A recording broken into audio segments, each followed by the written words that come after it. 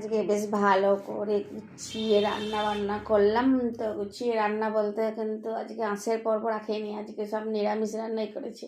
তো অনেক দিন থেকেই তোমার ফুলকপি বাঁধাকপি পালং শাক তো খেলাম, তাই ভাবলাম যে আজকে একটু এখন আবার বাজারে দেখছি যে খুব লাল লাল মানে পাকা কুমড়োটা পাওয়া যাচ্ছে, মানে এত মানে বাজারে সবজিটা দেখে এত লোভ লাগছে কুমড়ো দেখে যে মনে হচ্ছে এক্ষুনি নিয়ে গিয়ে কিনে মানে করে রান্না করে খায়।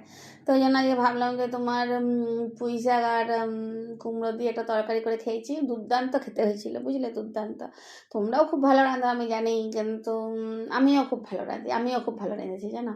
তা দেখতেই পাচ্ছ যে পাঁচফোড়ন আর শুকনো লঙ্কা শুকনো কড়াই দিয়ে নেড়ে নিয়েছিলাম, তারপরে তেল ঢেলে দিয়েছিলাম, দিয়ে আমি আবার যখনই রান্না বান্না করি তখনই আমার খুব ফোন আসে, আর তা নাহলে তোমার চলে আসে, কাজ ফাজ ফেসে যায়, ভুলে যাই এই দিকটা দিয়ে। বেশ ভালোই পুড়েও গেছিলো, কিন্তু বিশেষ করে এই পোড়া ফোড়নের কিন্তু একটা জাদু আছে।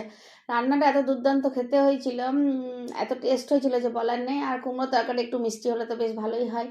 পুঁই শাক কুমড়ো তরকারি আজকে বানিয়ে নিয়েছিলাম।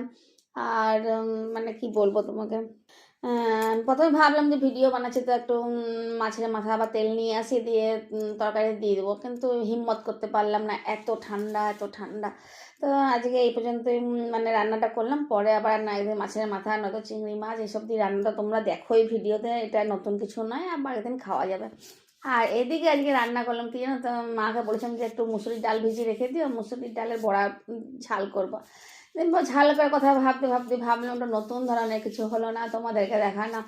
দিয়ে আমি ভাবলাম যে পেঁয়াজ শাক দিয়ে ঝাল করলে কি হয়, কেননা আমার না আজকে আবার পেঁয়াজ ছিল না, কোনো দিনে না কোনো দিন কিছু থাকে না, কিন্তু কত আর বলবো গো, মানে বলতে বলতে একটু লজ্জা তো আর লাগে মানুষের, সেই অবস্থা হয়েছে আমারও।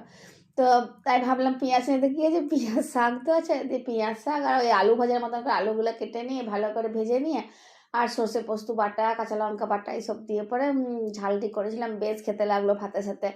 তো আজকে এই দুটো রান্নাই ছিল, গুছিয়ে খেতে ভালো লাগলো। আর আমি একটু গেছিলাম পোস্ট অফিসে মায়ের পেনশনটা তুলে আনতে। তো এটাই হলো আজকে সারাদিনের অবস্থা। খাওয়া দাওয়া শেষ, তাহলে একটা সিনেমা দেখি। আর তোমরাও যাও, যে যার কাজে ব্যস্ত হয়ে থাকো, কারণ ব্যস্ত না হলে কিন্তু জীবন জীবন নয়। তাহলে আজকে রাখি, ভালো লাগলে লাইক শেয়ার কমেন্ট করতে ভুলো না। ধন্যবাদ।